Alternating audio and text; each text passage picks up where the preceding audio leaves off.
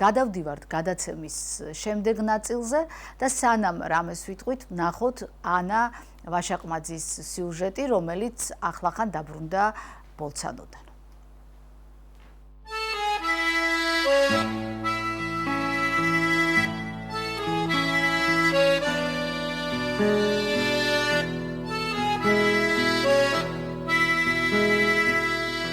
იტალია, ქალაქი ბოლცანო, სადაც ქართველი მხატვრის, წერლის, პოეტისა და მკვლევრის შემოქმედებისადმი ინტერესი იმდენად დიდია, რომ მისი სახელობის გამოფენის მოწყობა გადაწყვიტეს.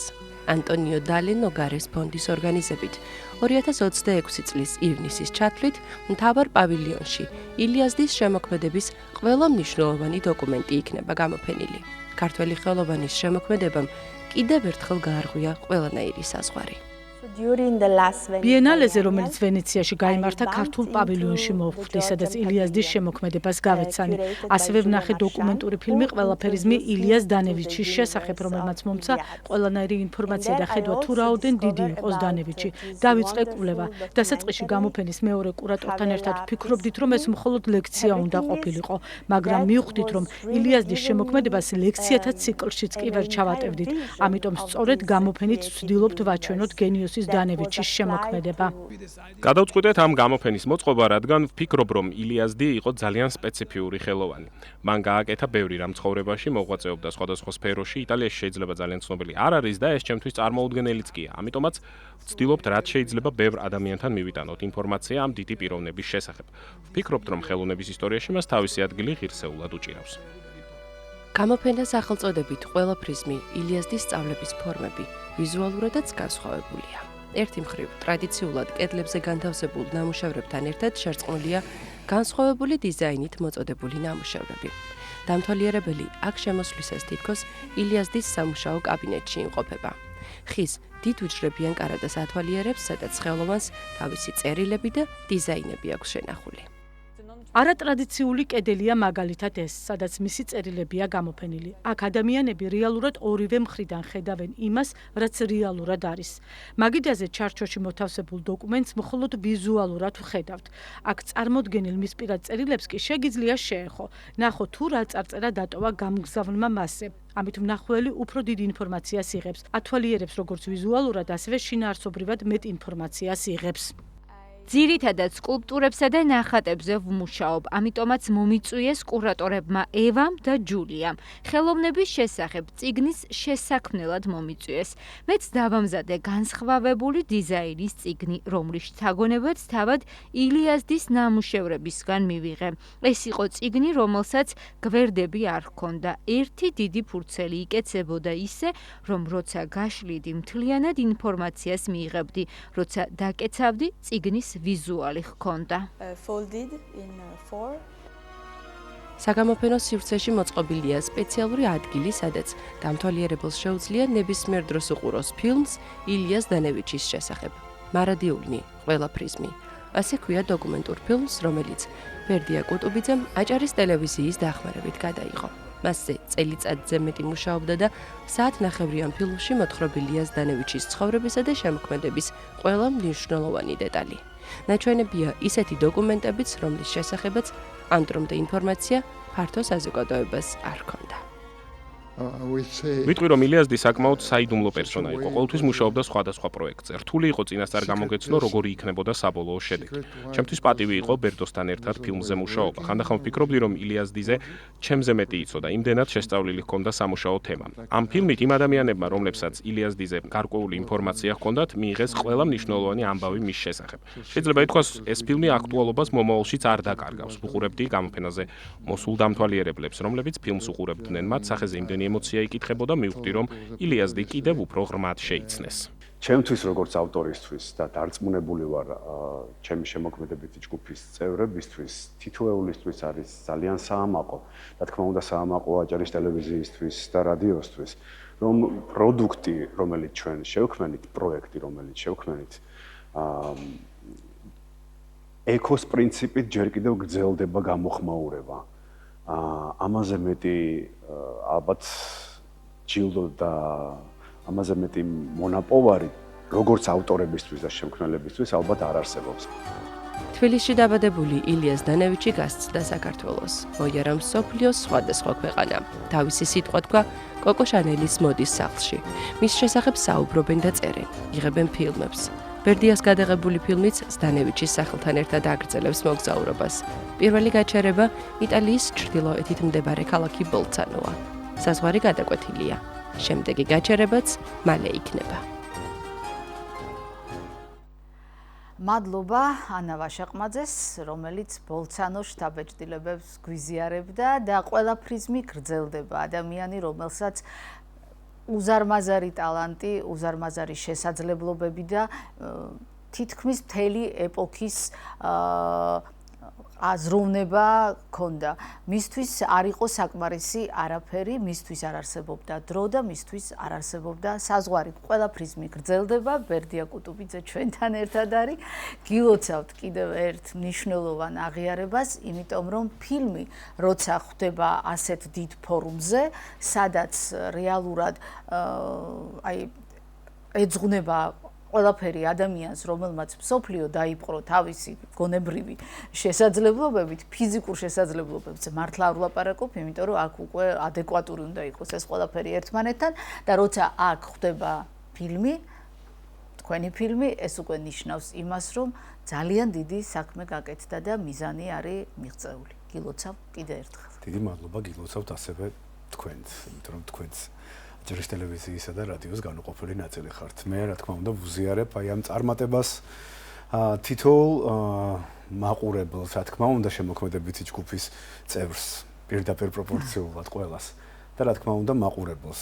ეს არის უმნიშვნელოვანესი ეტაპი, იყო პრინციპში უმნიშვნელოვანესი ეტაპი, გარდა იმისა, რა თქვათ, ბათუმის დახურული ჩვენების და შემდეგ თბილისის ჩვენების გარდა აი მსგავსი საზღვრების მიღმა გასვლა და უფრო მეტი ადამიანის დაინტერესება, უფრო მეტი ადამიანისთვის წარდგენა ილიაზდეს იყო უმნიშვნელოვანესი. რა თქმა უნდა, ილიაზში ამ შემთხვევაში მოიაზრება განზოგადოებულად ქართული კულტურა.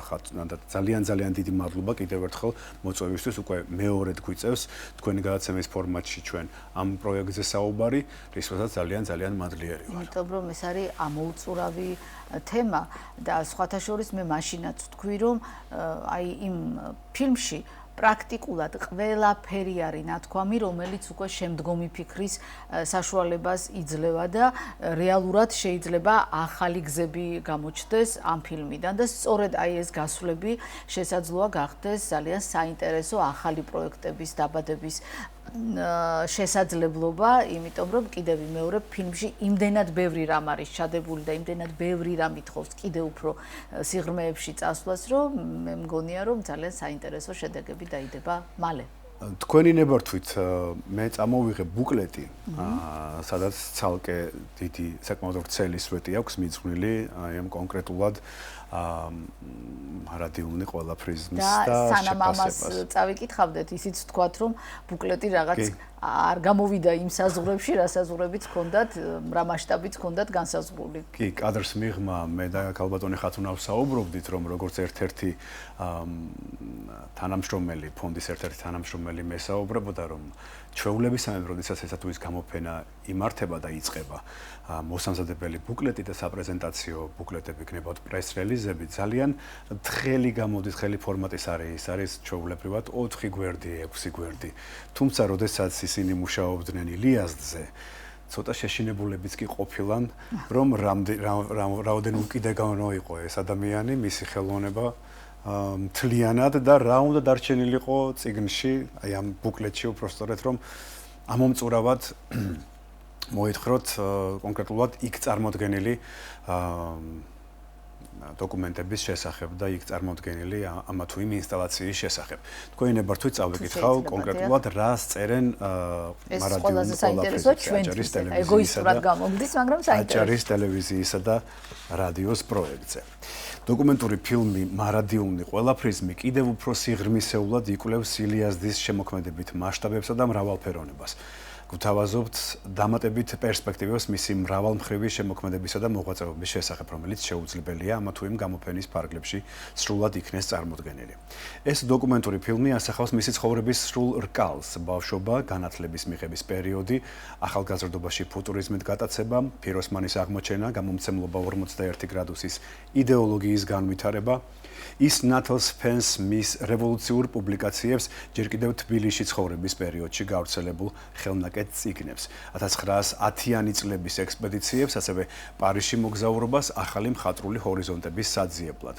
პარიზში ილიასდი შეხვდა და დაუახლოვდა იმ დროისთვის ნაკლებად ცნობილ მხატვრებს, რომლებიც ამჟამად ხელოვნებისა და მოდის ისტორიაში ხატებად მოიაზრებიან. ზდანევიჩის ისტორიული არქივის ნაწილი ინახება თბილისში, მნიშვნელოვანი ნაწილი კი საფრანგეთის ეროვნულ ბიბლიოთეკასა და პომპიდუს ცენტრშია დაცული, ხოლო მცირე კოლექცია მარსელის მახლობლად მდებარეობს. ეს უკანასკნელი სახელწოდებით ილიას დანევიჩის ილიასდის დოკუმენტური ფონდი შეიცავს უდიდესი ღირებულების მასალებს როგორც ქართული, ასევე მსოფლიო კულტურისთვის. ფილმში წარმოდგენილი მასალები ამ უნიკალური არქივიდანაა აღებული. გამოუქვეყნებელი პირადი მიმოწერა, ფოტოები, პუბლიკაციები და ხელოვნების ნიმუშები, რომელთანაც ზოგიერთი ბოლცანოში ანტონიო დალე ნოგარეს ფონდის მიერ ორგანიზებულ გამოფენაზეა წარმოდგენილი. რაც შეეხება ფილმს და მის მხატვრულ დოკუმენტურ ღირებულებას, აქ შეფასების სახით წერია, რომ ის ისეთივე ავანგარდული, უჩვეულო, უბადლო და ორიგინალური ფორმითაა წარმოდგენილი, როგორც თავად ილიასდი იყო. მისი აუდიოვიზუალური სტრუქტურა დატვირთულია სიმბოლიზმით, რაც მაყურებელს ჰიპნოზის ქვეშ ამყოფებს და არც ერთი წუთით ყურადღების მოდუნების საშუალებას არ აძლევს. ეს არის მართლა საოცარი შეფასება, იმიტომ რომ აი დასაწყისშიც ვთქვი, რომ ეს ფილმი კიდევ ბევრი ახალი გზის დასაწყისი გახდება და მე მინდა ბედნიერი მოგზაურობა გისურვო ყველაფრისმთან ერთად, იმიტომ რომ ის შესაძლებლობები, რომელიც აი ბოლცანოს შემთხვევაში გამოჩნდა, მე ვფიქრობ, იქნება კიდევ და კიდევ ახალი გზების და ახალი საინტერესო წამოწყების იმპულსი. თქვენი ნებართვით თუ შემიძლია, ძალიან პერსონალური მადლობა მინდა გადავუხადო ბოლცანოში მცხოვრებ ქართველებს, რომლებიც იქ გავიცანით. უღრმესი მადლობა მათ ყოველდღიური, ყოველწუთიერი ყურადღებისთვის, გვერდით დგომისთვის, დახმარებისთვის, ასევე მინდა აღვნიშნო, რომ თავად ორგანიზატორი ბატონი ანტონიო არის ძალიან ახლოს და ძალიან შეყვარებული საქართველოზე, ქართულ კულტურაზე, შეყვარებულია ქართულ სამზარეულოზეც და შემდეგ, აი გამოფენის შემდეგ, როდესაც 100-ზე მეტი, სადღაც 200 ადამიანი იყო დაახლოებით პირველ დღეს მოწვეული, სპეციალური მოთხოვნა იყო მისი, რომ ყოფილიყო მასპინძლობის სახეობრივ მასპინძლობა ფოიების შემდეგ და თქვა საგამოფენო სივრცეების შემდეგ გაგრძელდა ზევით, უკვე არაოფიციალური ფორმით და მისი მოთხოვნა იყო, რომ ყოფილიყო ქართული სამზარეულო. დიახ. სხვადასხვა მე როდესაც კურატორებს ვეკონტაქტებოდი, კურატორებმაც აღნიშნეს, რომ ჯობია რომ ფილმიც იყოს ქართულ ენაზე და იყოს იქ ინგლისურად სუბტიტრები, თუმცა ასევე პირობა მივეცი, რომ იტალიური სუბტიტრებიც იქნება, მოკლედ გადავუხვიე თემას, მე მინდა მადლობა გადავუხადო ბიჭებს, მანუჩარ, გიო, ლადო, კობა, უღრმესი მადლობა თქვენ გვერდით დგომისთვის, დიდი სიყვარულით გეფერებით ბათუმიდან. ასევე ანა გვიმზადებს ძალიან დიდი სიურპრიზი. აი კონკრეტულად ალბათ შესაძლებელი. ნატა სალუქვაძე არ იყო, მაგრამ ნატა სალუქვაძე 24/7-ზე ხაზზე მყავდა და მოკლედ მისი არ ყოფნა არ მიგრძნია. მადლობა თქვენ, ძალიან დიდი კიდევ ერთხელ. მადლობა კიდევ ერთხელ ყველა იმ ადამიანს, ვინც გვერდით დამედგა და აი ამ პროექტის რეალიზება მე ამ ფორმით შევძელი და მოვახერხე. ხათუნა მთავარი აი აქ არის ის, რომ ამ კონკრეტულ შემთხვევაში ილიას დანევიჩში განსხეულებული ქართული კულტურა გაიცნოს, რაც შეიძლება მეტმა ადამიანმა. აი ეს არის ჩემთვის ყველა ჯილდოზე მეტი და ყველა ის შარავანზე შტედზე და რაღაცა ტიტულზე მეტი. მერწმუნეთ ამას აბსოლუტური გულწრფელობით ვამბობ, რომ ჩვენი კულტურის შესახებ და რა თქმა უნდა, აი ამ უნიკალური ადამიანის მრავალ წახნაგობრივ ბუნებაზე, ნიჭზე ხო ძალიან ბევრმა ნახოს და რაც თავარია ნახოს ახალგაზრდა საზოგადოება, ახალგაზრდა საშუალებას ეს ფილმი ნამდვილად იძლევა და ალბათ უკვე იქნება უფრო თავისუფლად ნახვის საშუალება. ძალიან დიდი მადლობა. ბერდია კუტუბიძე გახდათ ჩვენთან ერთად და ჩვენ